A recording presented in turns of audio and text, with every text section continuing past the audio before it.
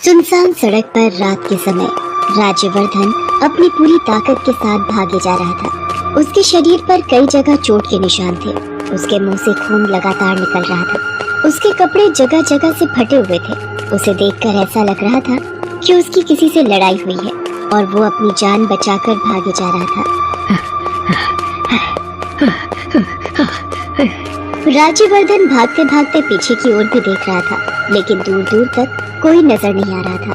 लगातार भागते रहने से उसकी सांस अब फूलने लगी थी।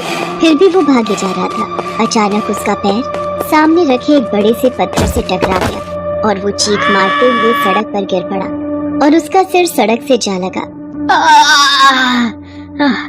जमीन पर गिरते ही उसके सिर से खून निकलने लगा। तभी उसके सामने एक भूतिया मूर्ति जमीन को फाड़कर बाहर निकल आई और उसे देखकर जोर जोर से हंसने लगी।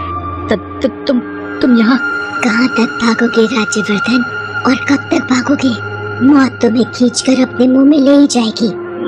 मुझे छोड़ दो, मुझसे गलती हो गई, मुझे जाने दो। राज्यवर्धन एक बार फिर से उठकर पूरा दम लगाकर भागने लगता है, लेकिन भूतिया मूर्ति उसके पैरों को पकड़कर खींच देती है। वो एक बार फिर से मुंह के बल गिर जाता है और उसका सिर एक पत्थर से टकरा जाता है। उसके बाद वो भूतिया मूर्ति उसके सीने पर सवार हो जाती है और उसका गला दबाने लगती है। छोड़ दो मुझे, मेरा दम घुट रहा है। तुमने भी तो किसी का दम घोटा है राज्यवर्धन। तुमने भी तो निर्दोष की हत्या की है। यहाँ जो बोओगे वही काटोगे। राज्यवर्धन की आंखों के आगे अंधेरा छाने लगा और उसके सामने कुछ घटनाएं घूमने लगी। बाई तुझे चढ़ गई है, ऐसा भी कहीं होता है क्या? राज्यवर्धन, तू मेरी बातों पर विश्वास कर, ये 100% सच है। राज्यवर्धन और शेखर दोनों पक्के दोस्त थे। दोनों बिजनेस पार्टनर भी थे, लेकिन उन दोनों को बिजनेस में करोड़ों का घाटा हो गया था। उन पर बहुत सारा कर्ज चढ़ गया था। लेनदार उन्हें बार बार फोन पर पैसे वापस देने के लिए कह रहे थे। कुछ फोन पर धमकी भी दे रहे थे और कुछ तो सामने आकर भी। अभी कल की तो बात है। राज्यवर्धन जी, शेखर जी, अब आप लोग बड़े लोग हैं। इस तरह बीच बाजार आप लोगों को मारूंगा तो अच्छा नहीं लगेगा ना। अब पैसे ले लिए हैं तो उसे चुकाइए भी। क्यों दबा कर बैठे हैं हमारे सेठ के पैसे हैं?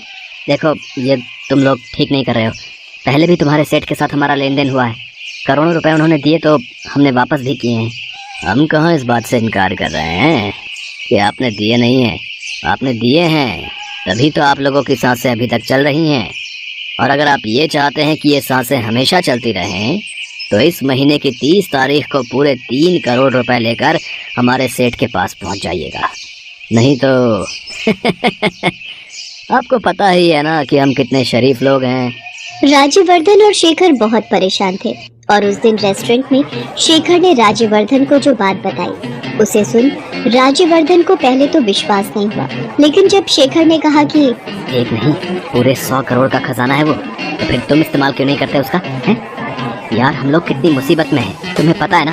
पता है राज्यवर्धन, लेकिन मैं चाहकर भी उस खजाने से एक पैसा भी नहीं ले सकता। शेखर राज्यवर्धन से अपने पुरखों के उस खजाने की बात बता रहा था, जो खजाना श्रापित था। मेरे दादाजी बताया करते थे कि आज से कई 100 साल पहले एक बार यहाँ बहुत भयानक अकाल पड़ा था।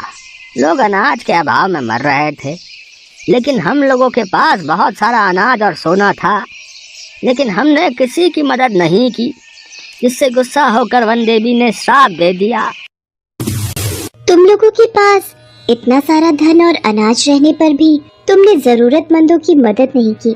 जाओ, मैं तुम्हें श्राप देती हूँ कि ये खजाना तुम्हारे भी किसी काम नहीं आएगा। आज से ये श्रापित खजाना है।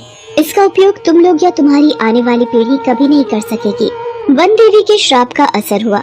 शेखर के पुरखे चाहकर भी उस खजाने का उपयोग नहीं कर पाया। धीरे धीरे शेखर की आने वाली पीढ़ी उस खजाने को उस श्राप के कारण भूल गई। लेकिन आज परिस्थितियों ने शेखर को उस खजाने की फिर से याद दिला दी थी। शेखर, वो श्राप तो तुम्हारे खानदान को मिला था ना? यानी उस श्राप का असर तुम पर या तुम्हारी आने वाली पीढ़ी पर ही रहेगा। हाँ, वही तो मैं बोल रहा हूँ यार तुमसे। शेखर, अगर मैं उस खजाने को हासिल करने की कोशिश करूँ तो? राज्यवर्धन की बात का शेखर ने कोई जवाब नहीं दिया, लेकिन पूरी रात वो उसके बारे में ही सोचता रहा। और अगले दिन जब वो राज्यवर्धन से मिलने पहुंचा तो यार, मैंने तो इस तरह से कभी सोचा भी नहीं था। चल, आज मैं तुझे अपने पुरखों का खजाना दिखाता हूँ, और जब तू उसे हासिल कर लेगा तो फिर उससे सारे कर्जे उतार लेंगे। और फिर एक नया और बड़ा बिजनेस शुरू करेंगे। शेखर उसे शहर से 300 किलोमीटर दूर वीराने में बने एक हवेली में ले गया। उस हवेली को देखकर ऐसा लगता था कि वो सैकड़ों साल पुरानी है, और उसे देखकर ऐसा भी लगता था कि उस तरफ कई सालों से कोई गया नहीं। शेखर उसे हवेली के अंदर के तहखाने में ले गया। पूरा का पूरा तहखाना सोने चांदी से भरा हुआ था।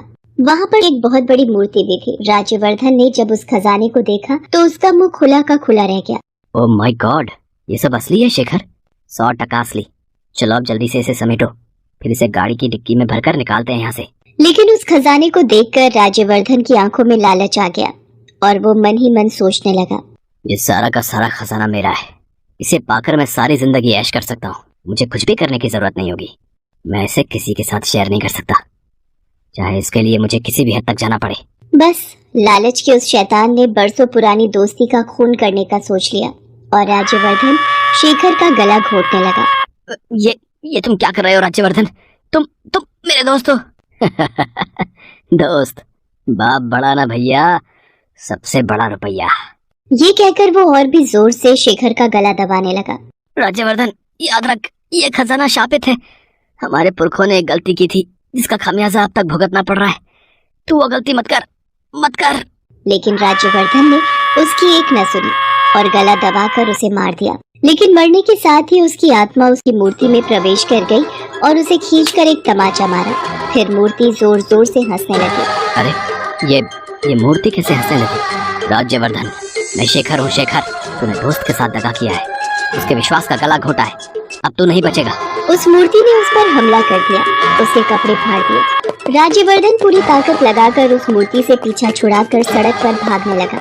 आखिरकार वो उस मूर्ति के पकड़ में आ ही गया। शेखर, मुझसे गलती हो गई, मुझे माफ कर दे यार। मैं लालच में अंधा हो गया था।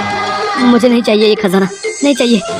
लेकिन मूर्ति के अंदर स्थित शेखर की आत्मा ने उसकी एक न सुनी और गला दबाकर उसकी हत्या कर दी और हंसते हुए फिर से वही बात कही। यहाँ जो तू बोएगा वही पाएगा।